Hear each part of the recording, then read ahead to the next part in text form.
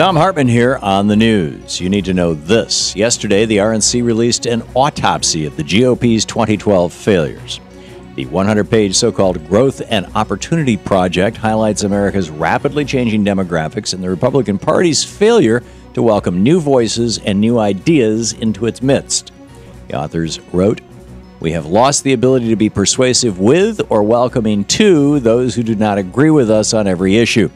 In other words, conservatives are really good at speaking to other conservatives and really bad at talking to everybody else. In a breakfast meeting at the Press Club, RNC Chairman Reince Priebus addressed the report. He said, "The way we communicate our principles isn't resonating widely enough. Focus groups described our party as narrow-minded, out of touch, and stuffy old men. The perception that we're the party of the rich continues to grow," end quote. But Priebus is missing the point. GOP's problem isn't communicating their message. The message is the problem. The Republican Party is anti-science, anti-gay, anti-immigrant, and anti-worker. Maybe this new report will be their wake-up call, and the party will finally move into the 21st century. If not, next time Reince Priebus delivers a report on the GOP, it very well may be a eulogy. In screwed news, no matter how you calculate it, minimum wages have not kept pace with gains over the past 50 years. That's the finding in a 2012 study from the Center for Economic Policy Research. Study reads, by all the most commonly used benchmarks, inflation, average wages, productivity, the minimum wage is now far below its historical level. If wages had kept up with productivity gains since 1968, the minimum wage would be nearly $22 an hour. Senator Elizabeth Warren cited the study in a Senate committee hearing last week, calling for the national minimum wage to be tripled, while questioning University of Massachusetts Amherst professor Dr. Adrija Dubey, who has studied the economic impact of minimum wages. Warren said, with a minimum wage of $7.25 an hour, what happened to the other $14.75? Sure didn't go to the worker. Dubey said if wages had kept pace with income going to the top 1%, today it would stand at $33 an hour. Productivity gains show Americans are working harder than ever, and profits have skyrocketed over the last half-century. It's time businesses in our nation started rewarding that hard work and start paying workers a living wage. In the best of the rest of the news, a Missouri court has struck down a law undermining the Affordable Care Act. U.S. District Court Judge Audrey Fleming ruled that the law, which allowed employers to deny women contraceptive coverage under a religious freedom exemption, violated federal supremacy. Missouri's Republican legislature enacted the law last September, overriding a veto by Democratic Governor Jay Nixon. It required insurance companies to issue policies which do not cover contraceptives if employers object to their use for religious reasons. This is a major victory for women in that state and a victory for the Obama administration, but we should expect many more battles in the healthcare fight. Just days before the landmark DOMA and Prop 8 cases are argued before the Supreme Court, Hillary Clinton has come out in favor of gay marriage.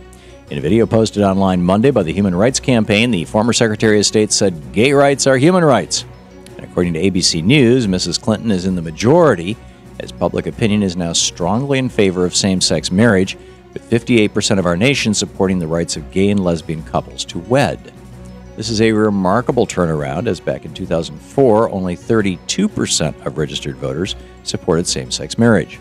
Hillary Clinton said LGBT Americans are our colleagues, our teachers, our soldiers, our friends, our loved ones, and they are full and equal citizens and deserve the rights of citizenship. That includes marriage.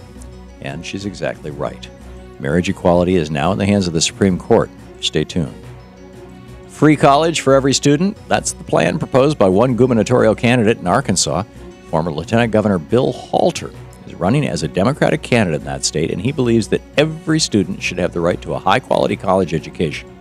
According to his new plan, which he calls the Arkansas Promise, students who maintain a 2.5 GPA and plan to attend a public university in Arkansas would be eligible to attend college tuition free. Mr. Halter recognizes that educating our future leaders is one of the best investments we can make as a nation. Hopefully the voters of Arkansas also recognize the value in his plan, and that elected leaders in every state take a cue from Bill Halter. And finally, today, South Carolina Republicans will choose among 16 candidates in a special congressional primary election.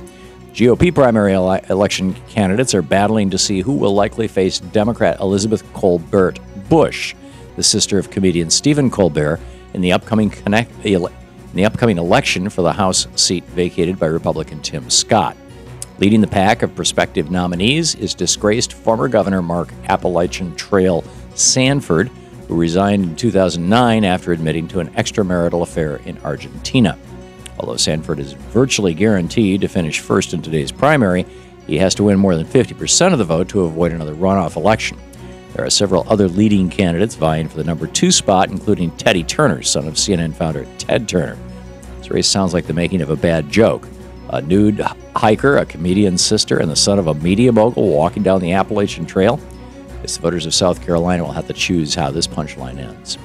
And that's the way it is today, Tuesday, March 19th, 2013. I'm Thom Hartmann on the news.